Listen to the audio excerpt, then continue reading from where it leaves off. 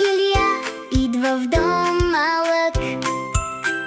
Бог ще даде, не бой се.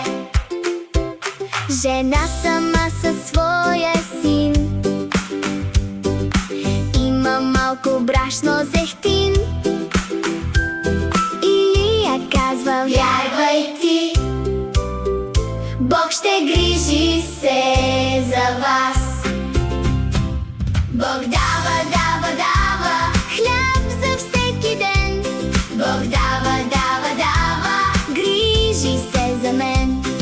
Ден след ден съдът не свършва. Брашно има, зехтин остава. Бог е верен, той снабдява, никога не ги оставя. Бог дава, дава, дава хляб за всеки ден. Бог дава, дава, дава, грижи се за мен. Покажи хляб с ръце, благодари, пляскай радостно, вярвай му.